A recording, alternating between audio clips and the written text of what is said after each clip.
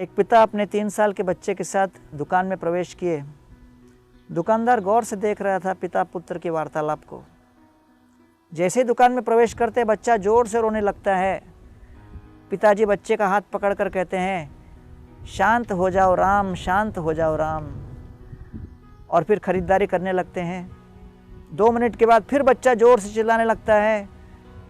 फिर पिताजी बच्चे को देखकर कहते हैं, राम शांत हो जाओ, राम शांति बनाए रखो, धीरज रखो राम।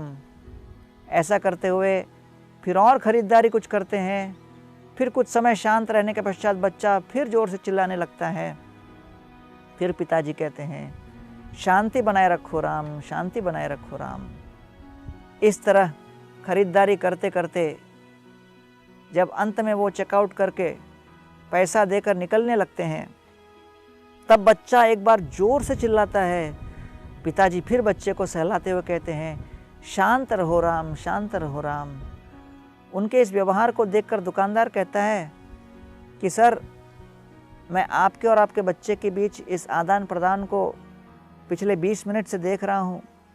आपके इस भाव को देखकर मैं बड़ा प्रसन्न हुआ कि आप अपने मन में इतनी शांति, इतना धीरज और इतना आत्म संयम संभाले हो कि बच्चा इतना जोर से चिल्ला रहा है, लेकिन बार बार आप अपने बच्चे को देखकर कह रहे हो, शांत हो जाओ राम।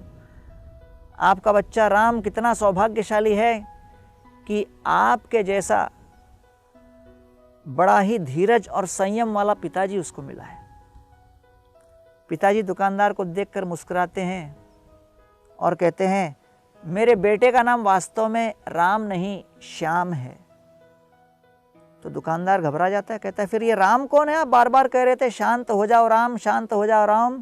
पिताजी कहते हैं, मेरा नाम राम है और मैं अपने आप को बार बार कह रहा था, शांत रहो राम, शांत रहो राम, धीरज रखो राम। क्योंकि ये तो बेचारा छोटा सा नन्हा सा अबोध बालक है, उससे मैं और अधिक क्या अपेक्षा कर सकता हूँ। परिस्थितियों के वशीभूत उधम मचाना, चिल्लाना, चीखना, क्रोधावेश में आना, ये तो उसका स्वभाव है। लेकिन एक वत्सल पिता के रूप में मेरा कर्तव्य बनता है कि मैं अपने इस पुत्र के प्रति प्रेम भाव व्यक्त करूं और धीरज दिखाऊं। इसलिए मैं अपने आप को संभाल रहा था, समझा रहा था, शांत हो जाओ राम, शांत हो जाओ राम।